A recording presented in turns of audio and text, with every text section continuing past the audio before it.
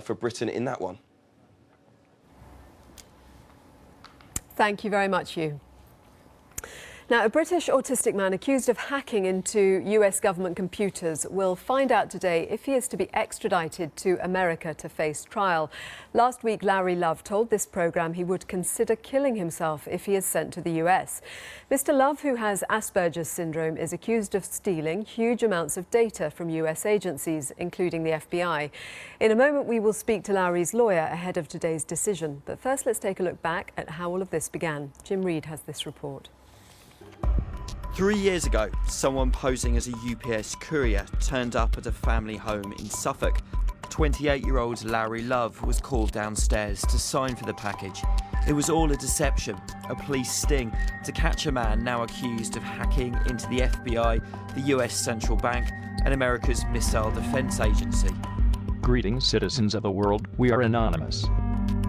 It's suspected Love was part of Anonymous, a secretive network of hackers which targets governments and companies. Anonymous are a strange group. They tend to hack not so much because they want to gain from their hacking. They do it because one of their beliefs is that all corporate information should be in the public domain. So if people are storing personal data and private data, they want to release it. If they think people are behaving badly, they want to expose that.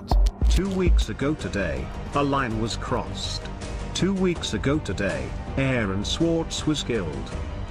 Love is accused of being one of 4 anonymous hackers behind Operation Last Resort, an online protest which followed the suicide of a high-profile internet activist. With Aaron's death, we can wait no longer. The time has come to show the United States Department of Justice and its affiliates the true meaning of infiltration. As payback, it's alleged Anonymous broke into computer systems belonging to US agencies, including the FBI, the US Army and NASA. The Americans say they have evidence Lauri Love himself downloaded thousands of staff records, including credit card details. He allegedly wrote to other hackers with the message, "Yes, I am invincible." There is no suggestion, though, that he made money from this or that any individual was harmed. This is particularly serious, but I think it's more the embarrassment issue. The more people want to send a message saying if you try and break into our systems, then we're going to come after you. And certainly there's no reason why anybody who calls themselves a hacker or even a security researcher should be getting into things like NASA and the Federal Reserve. It's not the sort of thing you should be doing. The US Army Investigation Command said they traced some of the attacks back through an internet address in Romania, paid for by a PayPal account linked to Love. After his arrest, he was questioned by Britain's National Crime Agency, but he's never been charged in the UK, and the investigation here now appears to be over. Instead, he's wanted by US authorities for accessing US computers in 3 different states.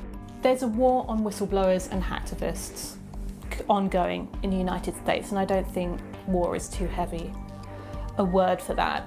Love's supporters claim if he's extradited, he could be sentenced to 99 years in a US prison. Other hackers in his position say they've been forced into a plea deal, a reduced sentence of 10 years or more to avoid going to trial. In the UK, the maximum sentence for a computer crime like this is less than 3 years. I think it's barely possible that Lauri receive any kind of trial in the United States. The pressures to agree to a plea bargain are enormous anyway, and Lauri is facing charges in 3 separate US court districts. That makes it almost impossible to go to trial. So would he receive a fair trial? No, he wouldn't receive any trial at all. Lauri Love then is now fighting extradition. At a court hearing in July, his defence team argued he suffers from depression and Asperger's syndrome, a form of autism. Lawyers for the US said he was using that as a shield to escape justice. On the face of it, this case looks similar to Gary McKinnon's, another alleged British hacker diagnosed with Asperger's. His decade-long battle against extradition to the US ended in 2012 when Theresa May, then the Home Secretary, blocked the US request on health grounds. Mr McKinnon's extradition would give rise to such a high risk of him ending his life. After that, the law was changed. It's now judges who decide these things, not politicians. The idea was to rebalance an extradition deal with the United States that many felt was unfair. The Love case is likely to be the first real test of the new law called the Forum Bar. The judge will make her decision public on September 16th. Well, Lauri Love's US lawyer Tor Ekeland is here today, and we will discuss the extradition ruling in a moment. But last week, Lauri was talking to Victoria. He spoke about his fears of serving time in a US prison. It's quite absurd. I mean, any more than a few decades, you don't really see an end to it, and because of there's very poor conditions in US prisons for people with mental health difficulties, I think that I would be at risk of dying in some unfortunate way. Right. That's a serious fear for you, isn't it? Yeah, and this was argued in the extradition hearing, and that because of depression and Asperger's, and because the US prisons they're not quite as competent as the UK prisons in providing therapeutic assistance to people in suicide risk. You tend to be put in a smock and kept in a small room by yourself. Here in the UK, they would attempt to make contact with families and to try and support the person who's at risk. I mean, I do think there is a question of sovereignty here. In the UK, we have a pretty functional court system and a very good prison system, and the US shouldn't feel that it can step in when it doesn't like the results that are being had here. Yeah, I mean, is that how you see it, the US stepping in? I mean, you know we have an extradition treaty between Britain and the US. Lots of people have complained about it.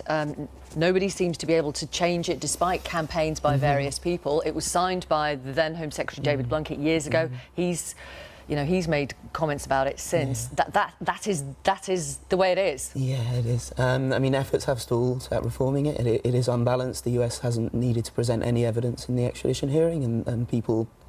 Common people will say this is quite absurd, that I could be taken out of this country without anything being proven. I hope the reforms will eventually be successful, and if the extradition is refused, then it might help promote those courses again. In terms of the 3 years that this has been hanging over you, what impact has it had on you? What impact has it had on your family, your parents? So I really feel for my parents who have to worry and have the stress of this. It's very difficult for them. For myself, it's exacerbating my eczema, and I quite often scratch my face and it bleeds, and I'll have infections. I don't get good night's sleep very often. Stress compounds other immune system problems. So it would be nice to have less stress, but this is an important process that may potentially result in some good, so that keeps me going. Well, that was Lauri Love talking to Victoria. We can now talk to Tor Ekeland, who is Lauri Love's US lawyer. Thank you very much for coming in. The ruling on extradition is later today. Do you have a sense of which way it might go? I'm cautiously optimistic, but I'm not going to speculate. It's a big moment for him. It's at 2 o'clock today, so we're all anxious to hear what the court has to say. If it does go against him, is it open to appeal? It's my understanding he can appeal it up the ladder. That's what his UK counsel has told me. So undoubtedly, if it does go against him, he will appeal. So this won't be it then? It won't be it, but it's a big moment. I think that the initial court ruling will carry a lot of weight if it's anything like in the United States. He is accused of hacking into American government agencies, including the FBI, the Army, NASA and the Federal Reserves.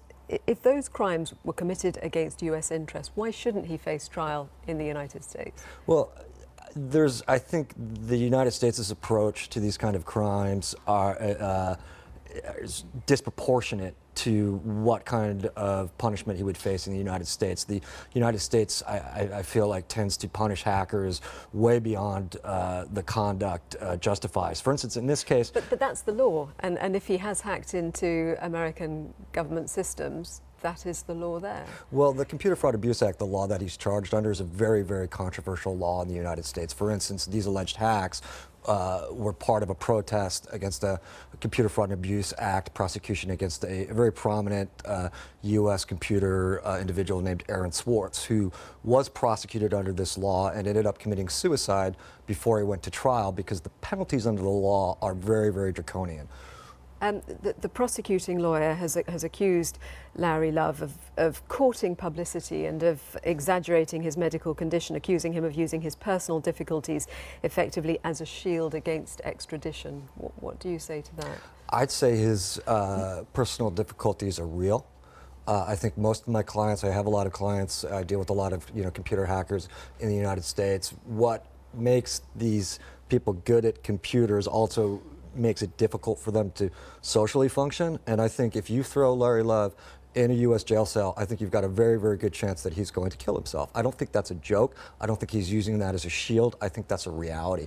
But the American prison service must deal with prisoners with similar issues to those that Lauri has. I've had clients put on suicide watch in U.S. prisons that were stripped naked and put in solitary confinement. I simply do not think that that is the way to deal with somebody who has these kinds of issues. My personal experience with the U.S. prison system is that it's a very barbaric system. It's not a system that's interested in rehabilitating anybody. It's simply a system that's interested in punishing somebody as harshly as possible. We were hearing that most of the cases in the United States do end with a plea bargain. 95 to 96% of cases end that way. If he is extradited ultimately, would you anticipate that that is the way things would go? Possibly. You always enter into plea negotiations with the government, but that varies on the prosecutor. You know, it varies on the weight of the evidence. Again, we haven't seen any of the evidence in this case. We just have a bunch of conclusory allegations by the government. Possibly, but I'm not sure. You know, sometimes you get a prosecutor who's just hell-bent on sending somebody to jail, you know, in order to make their career. So I think the possibility of significant jail time for him is very real. Lauri, Tor Ekeland representing Lauri Love, thank you very much. Thank you for having me. Coming up, the woman behind 7 decades of Bollywood music, our exclusive interview with singing superstar Asha